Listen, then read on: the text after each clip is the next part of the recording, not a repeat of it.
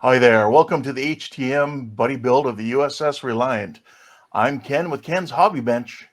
And I'm Jordan with Line in the Stars. Well, Jordan, it's been a while. It has been. Yeah, I was supposed like I was supposed to be out of country last week, but that didn't wind up happening. And instead, due to passport issues, a combination of passport issues and food poisoning, um, yeah, I couldn't do anything. It was a long week. Yeah, it's been a couple weeks. I did get some work done though while I was sick, which is nice.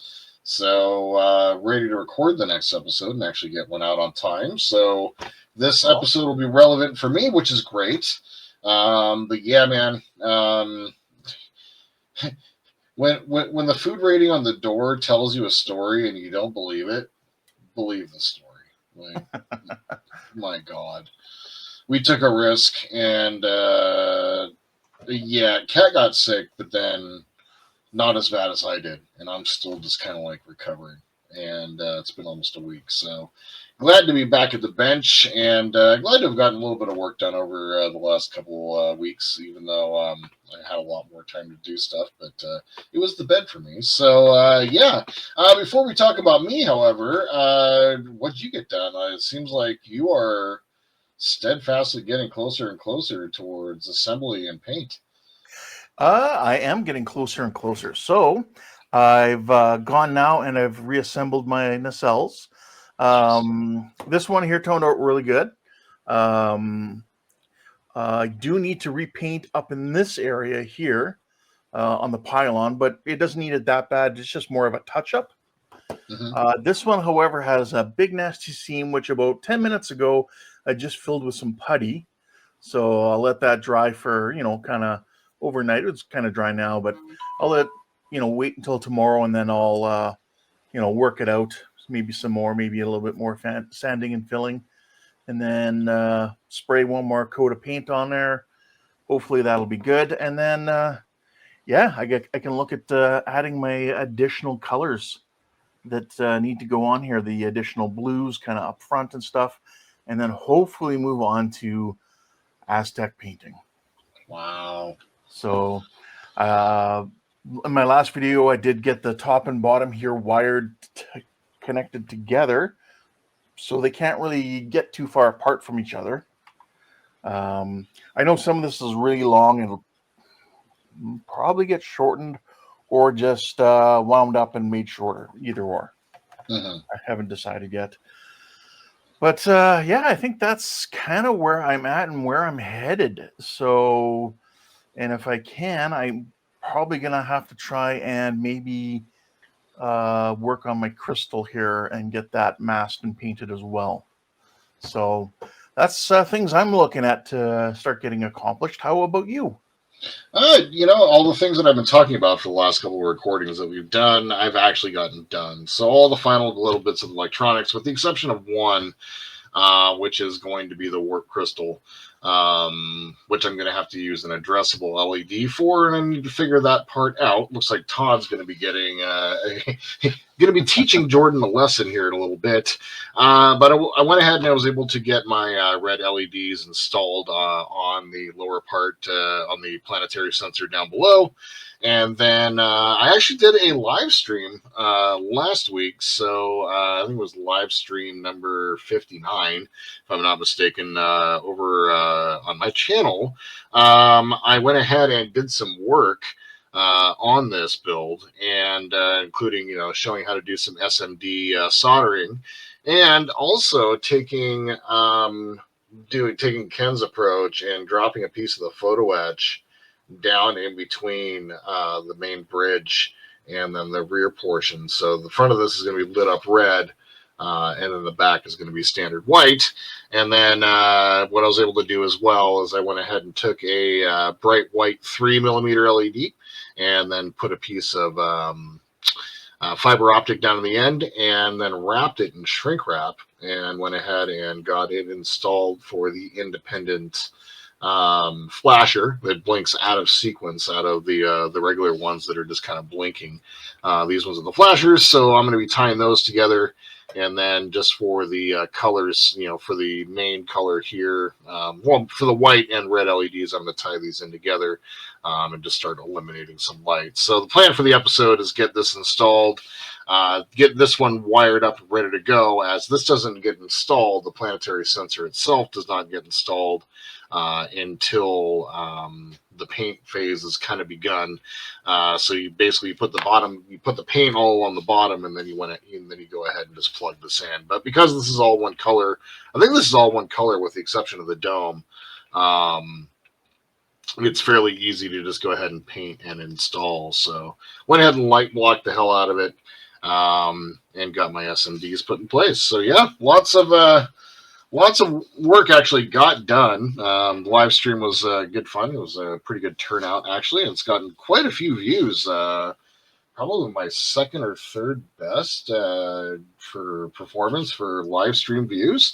A lot of watch time. I was really surprised by that. So I don't know, maybe in the future when we're doing stuff that normally can't be recorded, like doing some paint, we might be able to do that on stream. So, and then the last little bit, what's going to be done in between the next episodes is I went ahead and picked up a set of, waiting for the female side, but we have a male and female side JST connectors. I have 2 through 8 pin connectors. So I got to be kind of creating a wiring diagram and figuring out exactly how I'm going to be connecting all my wires together. Because I want to be able to basically just plug and play when it comes time to make all the final connections. So messing with some JSTs and figuring all that out. It's going to be kind of a new and clean approach to doing electronics for me. So we'll see. But yeah, that's kind of where I'm at with things. Just kind of eager to get into finishing all the electronics. All the LEDs have been created with the exception of the addressable LED, which is fairly simple. It's just soldering 4 wires to a chip, so it's not going to be too hard.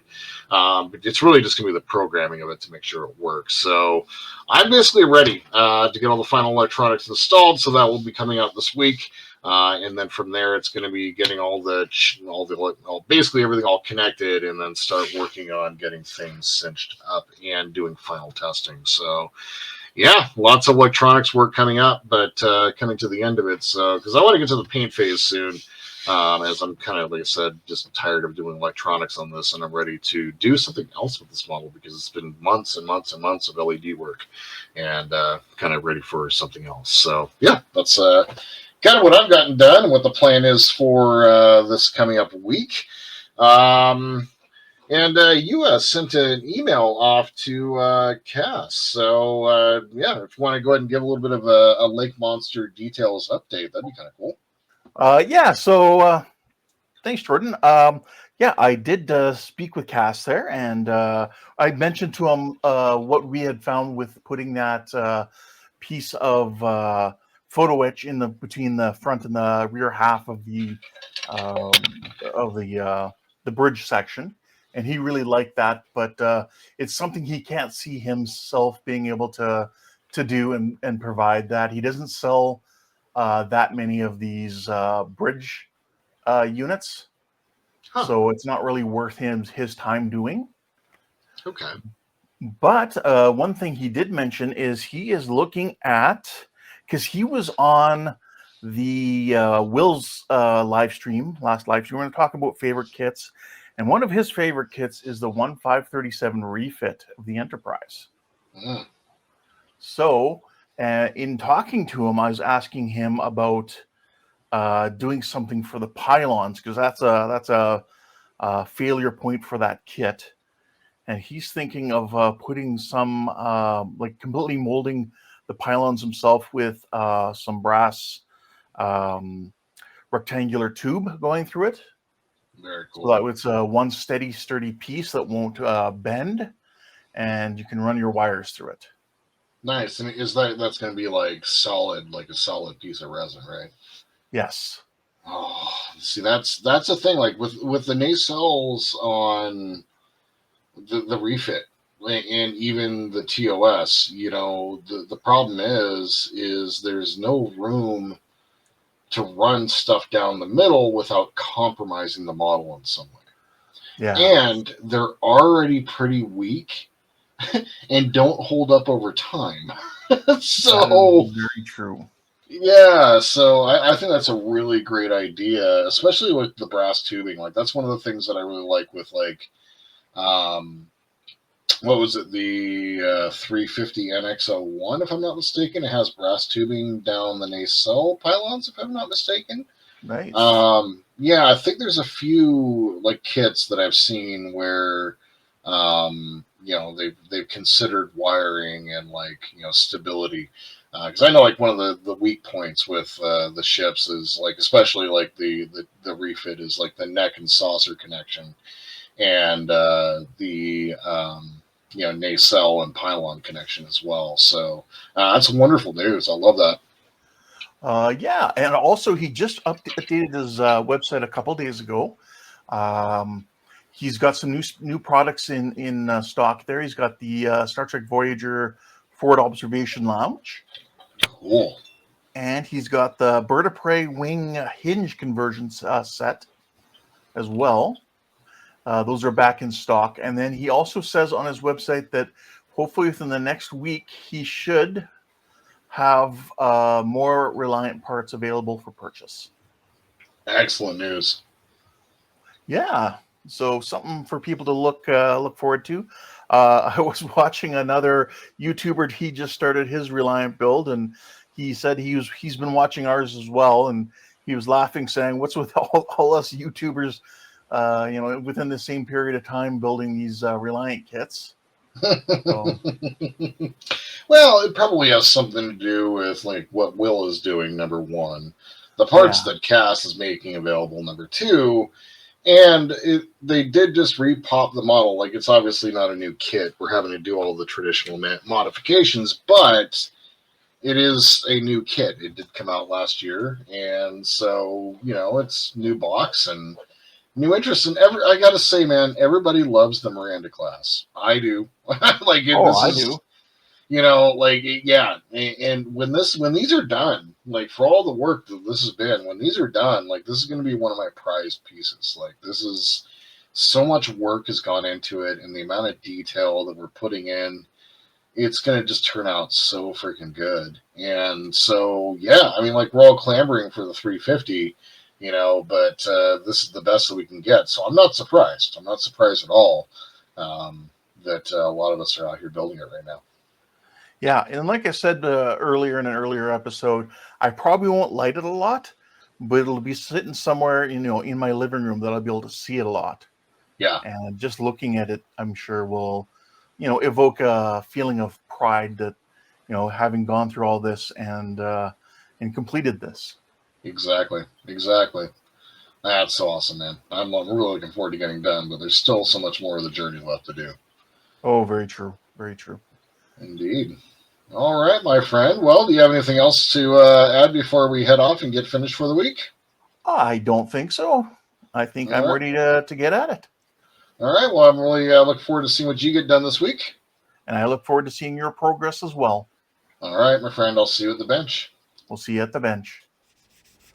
All right, you can see here that I'm just continuing on with sanding and filling.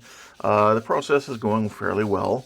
Um, the seams appear to be closing up really well, so I'm not too concerned. I am going to have to come back in again with my 2X primer again and spray things down. That means masking some stuff up, but not an issue. See, my paint got damaged here a little bit, so we'll have to also come in here and smooth that out. But it's all part of a process here. Using different products as I go around here. For example, in this seam here, it was really wide open, and what I've been using is the Viejo plastic putty, which I'm not going to be sanding because what I'm doing is I'm basically taking it and I'm putting it into like a seam like this, just like that. And then, well, it's still wet because it is a water-based product. I just take a little bit of water here, you know, get rid of a lot of it, just so it's mostly damp, and then just wipe away a lot of it, just like that. And then just come back in here with the dry side, and there you go. So now it's just kind of, it's down in there in the seam, and it shouldn't affect anything else. This side here, I did come in with the Mr. Dissolve Putty, but it's not getting in there very well. So what I'll be doing is I'll just be coming in here and sanding this area smooth again. And the areas it couldn't get into, that's where I'll be using my perfect plastic putty. So I'm just going to neaten this up here, and we'll come back in with some perfect plastic putty, and yeah, then we'll be able to carry on. I was saying, in an area like here, where it's you can still see it's cracked. What I'm doing is I'm just coming back in here with a little of my Tamiya Extra Thin, and just kind of getting it in there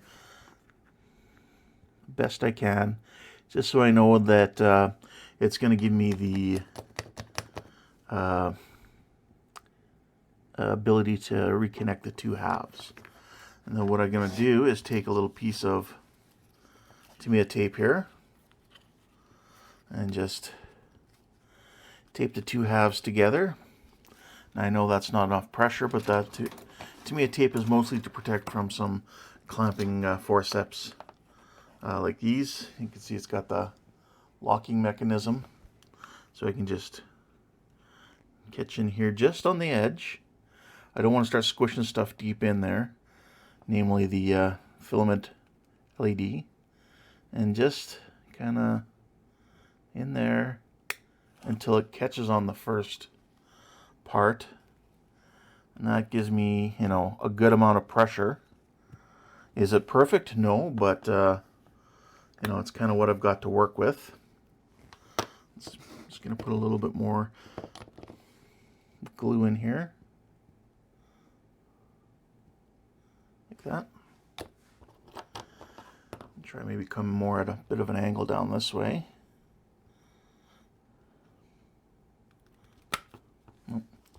See, cut my tape like that already. Try that again.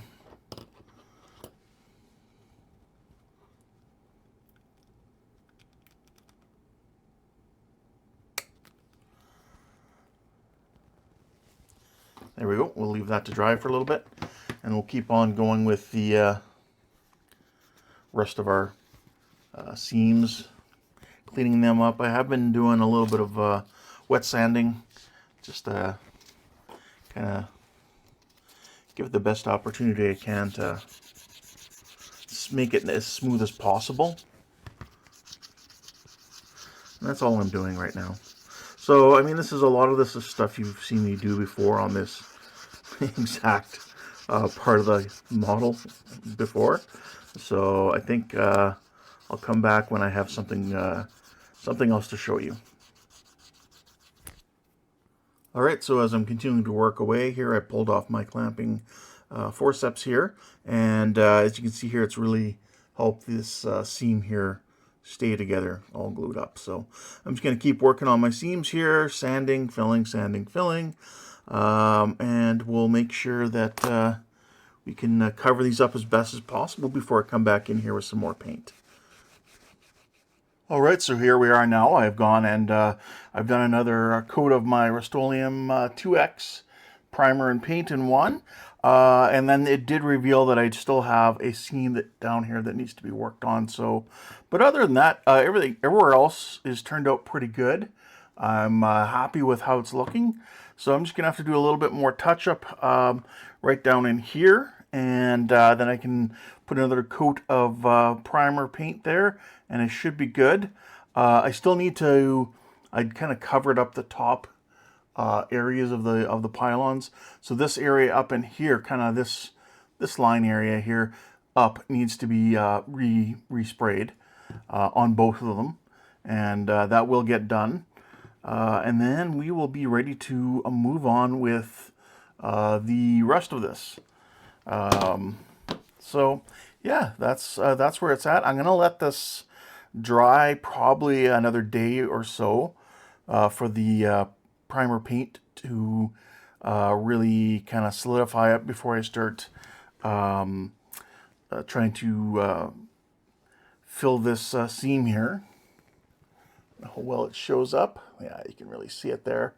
So yeah, that's what I'll have to do. And I think that's going to be it for this for now.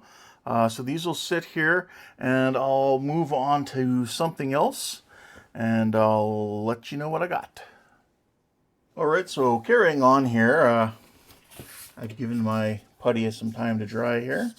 And we'll just kind of give it a bit of a sanding here. I'm using a nice soft sponge sander here so that, you know, I'm trying to avoid doing any flat spots. Now, I did use the Viejo plastic putty here. Mostly get it deep down, but some of it did spill over, so I just kind of had cleaned it up a bit with a moist cotton swab. So right now I'm just trying to kind of get what's on the surface off. That's not really being affected much by this sanding stick. So let's see what else I have. Okay, I have this one that's a little coarser.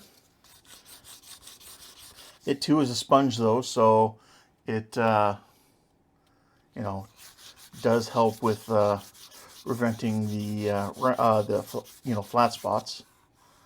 So there we go.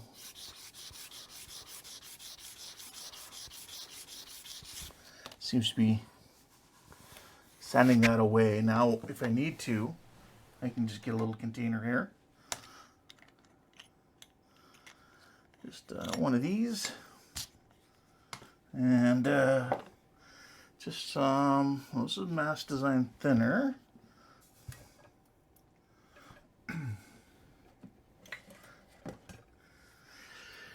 Here I have just some distilled water. So I'll do a little bit of wet sanding.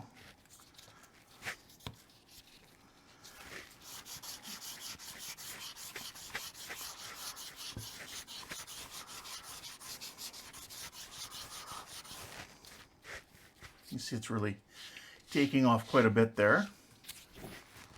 It's feeling better. Pardon me, I do have a bit of a spot here.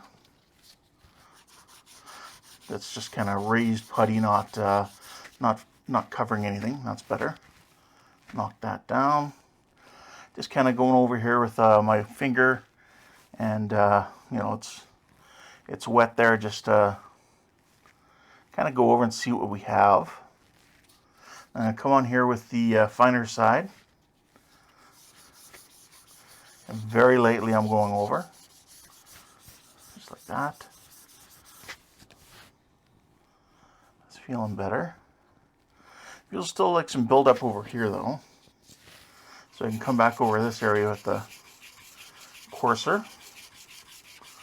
But I'm not pushing down hard or anything. I'm just letting the sanding stick do the job. But it does look like it's possibly opening up some space in there. That is the downside with perfect plastic putty and water. But let's give it a bit of a wipe down here. We'll let that dry. And you know what? I think I'm going to end up coming in here with, yeah, some of my,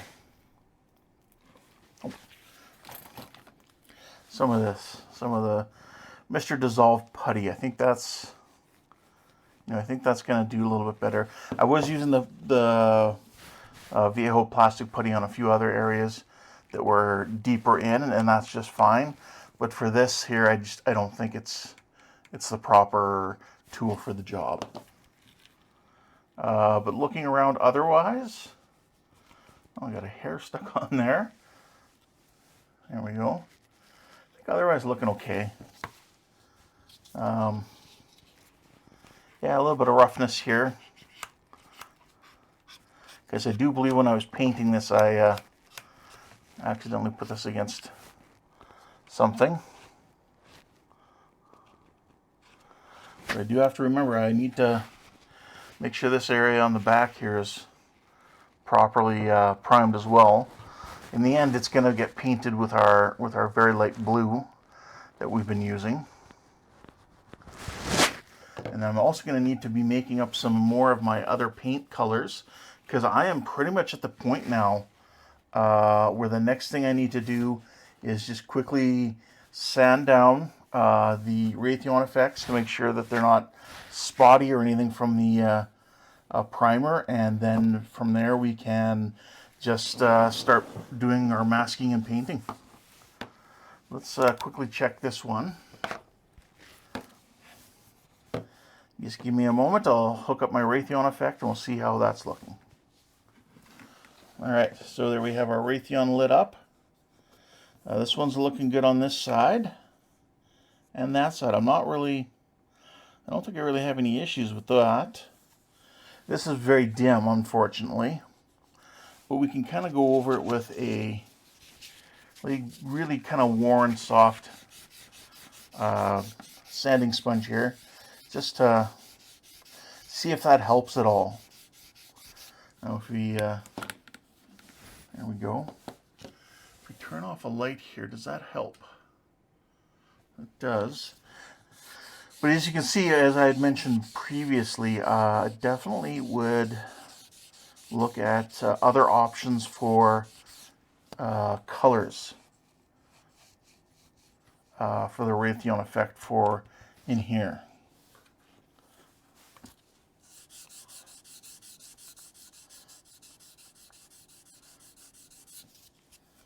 Yeah, I think we're good on the Raytheon effect back here. Yeah, for sure. I'll do this side now.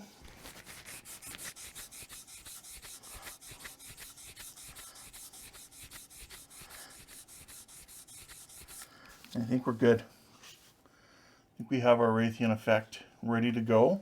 So I think what I'm going to need to do is just make sure primer's good on everything.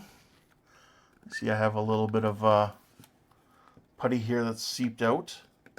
It needs to be cleaned up. But that's not a big issue. Let's just see. Yeah, so when I'm spraying with the primer and filler, I'll come back in here and make sure I touch that up, get a little extra, a little extra primer on there. Like I said before, I am going to have to come in here and retouch up these areas. The seams have seemed to close really well, so I'm happy with that. Now, I think I'm going to check my other Raytheon effect and see how that's looking. Alright, so here, this is the one I was thinking of. Now, when I had it open and I was looking on the inside, there was nothing marring the inside. So this is just, I believe, some thickness of paint. So we take a little water and do a bit of a wet sand. And just very gently, because I really want to see if I can sneak up on this and just affect that spottiness without really affecting the rest of the paint.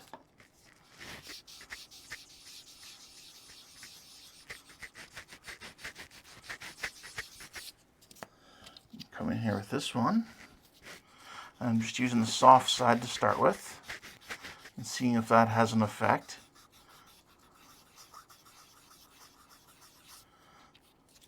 You can use the coarser side, just getting into where, there we go, where the spottiness is. And seeing if that's affecting it well enough.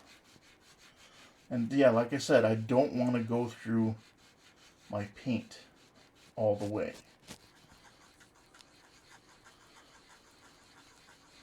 So I'm not really applying much pressure. You can see I'm not taking much paint off either. So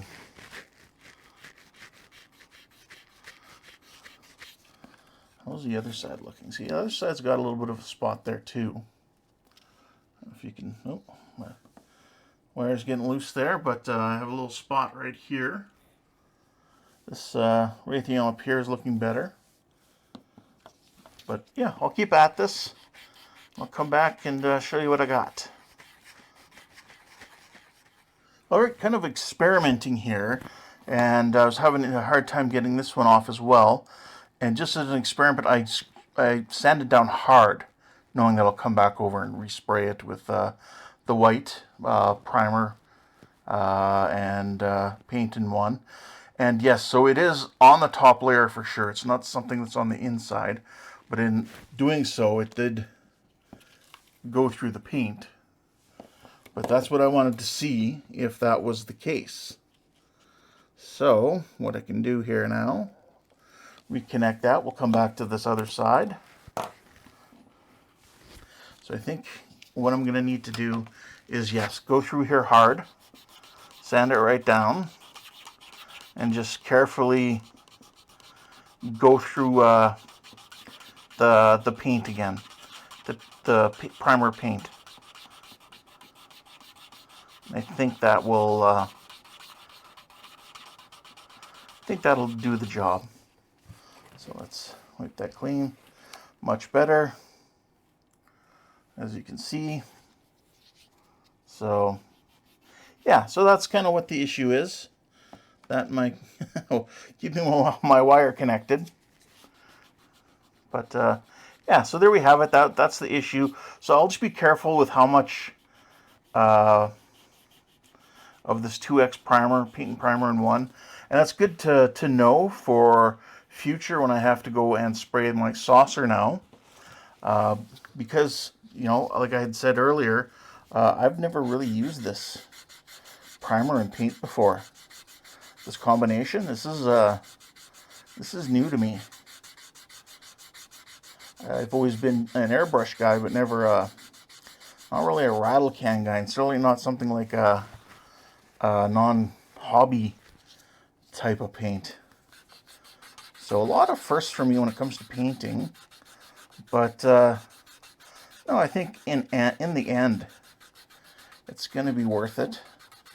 So here I'm just sanding more aggressively down to get through that paint. There we go. And we'll do the same on this side. Alright, so there we have it. Kind of scraped away the paint in those areas, which is fine, because I will just come back over with our rattle can here of our Rust-Oleum, and we'll just touch it up. So I don't think it's anything to be concerned about. Now both sides are cleaned off. I'll make sure that the other nacelle here is good to go as well. And because I'm going to have to spray both of them anyway for the tops here, and make sure that the backs here are good. And yeah, I want to come back. Hopefully I'll have something new to show you. All right, so I've gone ahead and I've re-sprayed my nacelles here with some primer to kind of cover up those areas I sanded down. I had given them one coat, then I kind of came in after they dried, gave them another kind of a sanding, and I've gone over them again. So those are good to go now. And in the meantime, what I've done is I've kind of gone through and I've mixed up some of my main colors I need. So I've got my first pattern here, which is kind of a tan color. So that'll be the primary one that goes down with the Aztec pattern. We have the second pattern, which is going to go directly over top of that. And you can see that's a very, very light pale blue. And then we have just a color that, you know, I'm calling light blue. Unfortunately, Mass Design's color chart here that he makes up, he doesn't, like, he'll call it impulse crystal, right? But then he uses it a few other places calling out for light blue.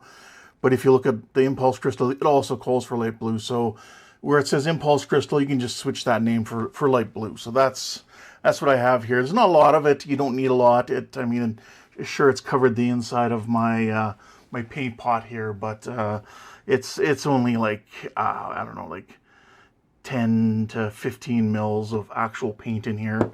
Whereas the first pattern, when you mix up according to his directions, that came to just under the 20 mil mark of this 40 mil bottle. So by the time you thin it down with 50% thinners, you've got a full bottle of your first color right here.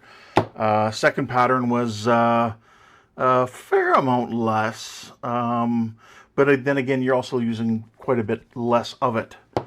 And then I called it dark blue.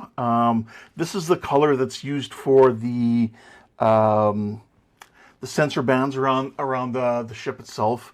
I can't remember if there was any other callouts for dark blue, but if there is, that's what it's going to be. Kind of like that. I think the bottle just kind of doesn't really do it justice of what it actually looks like. I don't know, but yeah, that's the colors I have, and that's yeah. And then this is the original one I was using for torpedo assembly / detail blue, which I would call now, if I had to use it anywhere else, I would refer to it as a medium blue. So those are ready to go. Now I do have the Reliant mask set here from Mass Design, and I'm looking forward to using it. So hopefully here in the next episode I can start doing the Aztecing pattern on the cells, just to kind of do something different, get them all started. Maybe even after that look at doing the roll bar / weapons pod area. But there's a few other colors I haven't mixed up yet, because they're pretty simple. I mean, I think one of the colors is a light gray it calls for, and all it is just a pale gray right here from Full Cart. So no mixing required. And then there's a few other grays. I think it's another type of light gray, medium, and a dark gray. And all it is deep gray mixed with various amounts of the just of a white. So those I can probably just mix up in something like this if I have to. I do have more color cups, or more of these color jars if need be. So that's not an issue if I need to mix up a whole bunch of paint. But I think a lot of the other ones will just be small batches at that point. I think even the light blue was kind of pushing it, but I think it's good to have a little extra just in case. So you never know. But that's where I'm going to end it for this episode. Sorry that I didn't get anything out sooner. I know it's been a few weeks, but life gets in the way, as they say. So I'd like to thank Cass over at Lake Monster Details. If you go check out his site now, he's actually has the more parts available for this Reliant kit here. He has the Impulse engine area ready and available, and I believe he also has the shuttle bay doors section as well ready and available for purchase. So those are just something you can look at and get yourself, as well as the window kit he's already put out previously. So thanks again, Cass, for sponsoring us. Very kind of you. Also, don't forget to go check out Jordan at Aligning the Stars and see what he managed to get done. I'm sure he's managed to get a little bit more done. Yeah, we'll see what he's got. And then also thanks to Will at the Engine Share for designing a lot of these parts that we're using. So thanks, Will. Go check out Will at the Engine Share on YouTube. And yeah, until next time, you guys, thanks for watching. Take care, and we'll see you next time. Bye for now. Oh my God, who the hell cares?